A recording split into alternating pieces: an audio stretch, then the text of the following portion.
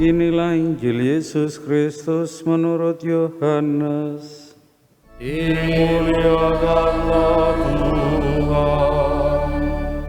Dalam amanat perpisahannya, Yesus berkata kepada murid-muridnya, "Inilah perintahku, yaitu supaya kamu saling mengasihi. Seperti aku telah mengasihi kamu. Tidak ada kasih yang lebih besar daripada kasih seorang yang memberikan nyawanya untuk sahabat-sahabatnya. Kamu adalah sahabatku, jikalau kamu berbuat apa yang kuperintahkan kepadamu. Aku tidak lagi menyebut kamu hamba, sebab hamba tidak tahu apa yang diperbuat oleh tuannya. Tetapi aku menyebut kamu sahabat, karena aku telah memberitahukan kepada kamu segala sesuatu yang telah kudengar dari Bapa-Ku. Bukan kamu yang memilih aku, tetapi akulah yang memilih kamu. Dan aku telah menetapkan kamu supaya kamu pergi dan menghasilkan buah, dan buahmu itu tetap, supaya apa yang kamu minta kepada Bapa dalam namaku diberikannya kepadamu. Inilah perintahku kepadamu, kasihlah seorang akan yang lain."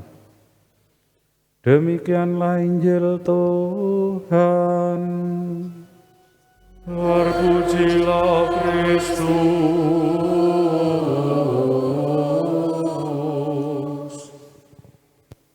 Saudara-saudari yang terkasih dalam Kristus, kita diberikan kisah penghayatan yang mengagumkan dari para rasul mengenai sabda Yesus yang kita baca dalam Injil.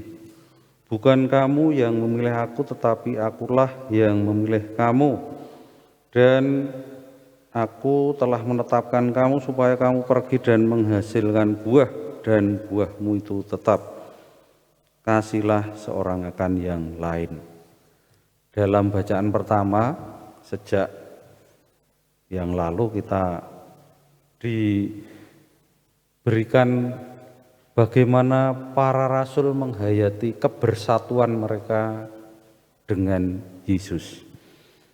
Ini adalah hasil dari sidang konsili di Yerusalem yang telah mengambil keputusan penting, yaitu soal sunat dan makanan.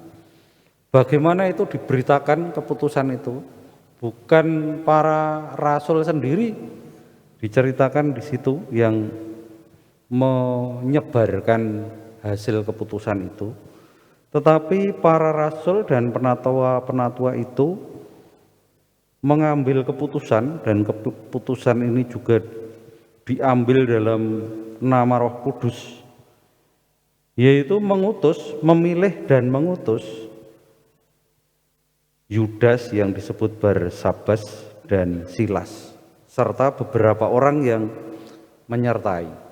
Untuk kemana? Untuk pergi ke Antiokhia. Antiokhia itu apa kok begitu pentingnya? Di situ ada kelompok umat yang pertama kali mengikuti Kristus dan pertama kali disebut Kristen itu ya di Antiokhia.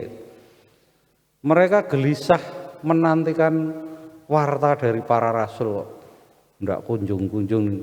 Lalu diberi surat secara tertulis dari para rasul dan penatua itu melalui utusan tadi, dan itu dibacakan kepada seluruh jemaat di Antiokhia. Hasilnya bagaimana? Hasilnya jemaat itu bersukacita karena isinya yang menghiburkan. Menghiburkan itu menghibur apa? Menghibur dalam kebersatuan dengan Kristus.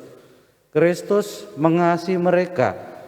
Para rasul lewat suratnya itu meneguhkan jemaat di Antiokhia bahwa Kristus mengasihi para umat yang ada di situ lewat warta yang ditugaskan kepada Silas dan Barsabas tadi.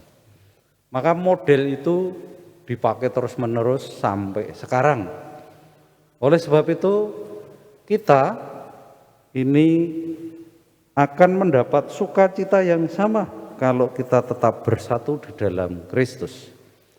Apa yang membuat kita bersatu di dalam Kristus? Kalau kita tetap mendengarkan sabdanya dan mendengarkan ajaran-ajaran yang telah dihidupi oleh para rasul. Dan sampai sekarang kita diberi penghiburan ini, pengalaman para rasul di dalam menyatukan dirinya dengan Kristus.